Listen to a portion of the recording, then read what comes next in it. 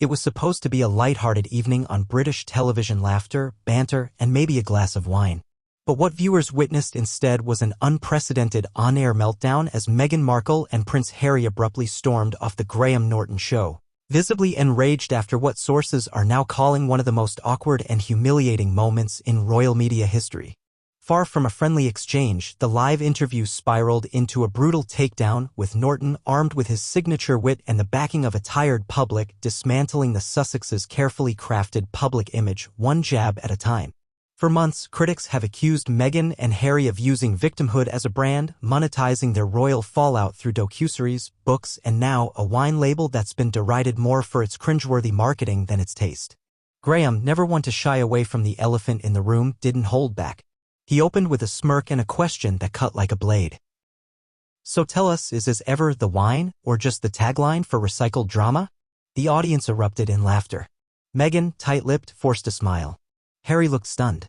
It only got worse from there.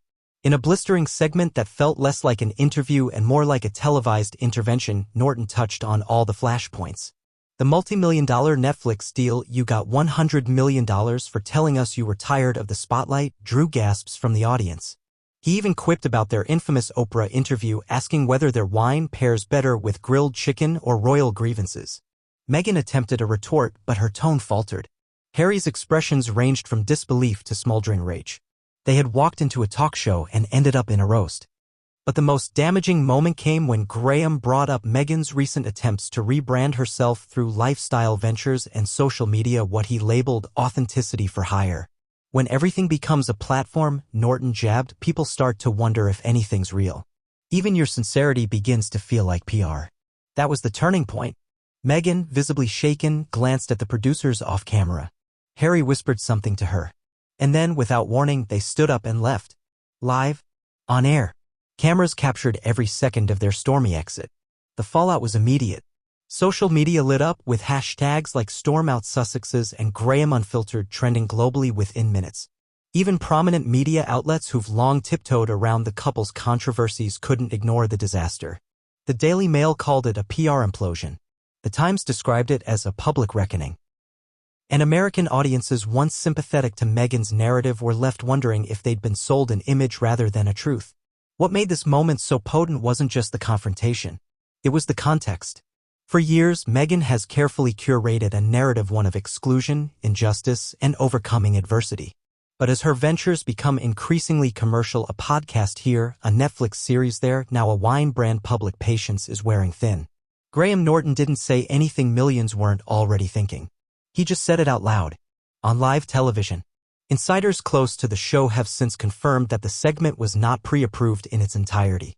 Meghan's team had submitted a list of off-limits topics, including the royal family, Spotify fallout, and anything that diminished the As Ever brand. Norton, a veteran in the game, refused to play by those rules. "It's not Buckingham Palace here," he reportedly told producers before going live. The Sussexes' walkout may have been dramatic, but it wasn't unpredictable. Their public appearances have increasingly relied on controlled environments, scripted interactions, and friendly interviewers. Graham Norton shattered that pattern. He treated them not as royalty, but as celebrities and, more importantly, as accountable adults in the public eye. In the hours following the show, Meghan's PR team scrambled to contain the damage. A vague statement about disrespectful behavior and unexpected aggression was released, but it only fueled more criticism. Commentators accused the couple of being unable to handle any form of dissent or comedy that didn't flatter their image. "They want the perks of fame without the scrutiny," one BBC pundit said. "That's not how it works." Ultimately, the Graham Norton debacle may go down as a turning point. A moment when the tide finally turned, not because of a tabloid smear, but because the couple's own contradictions were laid bare, live, in front of millions. It wasn't gossip. It wasn't speculation. It was unscripted reality. And if Meghan and Harry hoped to escape unscathed, they might want to reconsider. Because this time, the cameras didn't lie and neither did the laughter. What unfolded was not a tabloid hit piece or an edited documentary. It was live, raw, and entirely of their own making. For once, there was no palace aide to blame, no royal protocol to hide behind, and no sympathetic interviewer lobbing softball questions. Just a seasoned host, a sharp-tongued audience, and a pair of celebrities visibly buckling under the weight of their own narrative.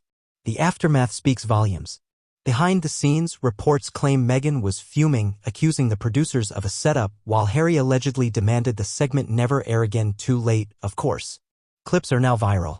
Graham Norton, meanwhile, has seen his popularity surge, hailed by many as the first mainstream figure to say what others were too afraid to, that public trust is earned, not inherited or manufactured.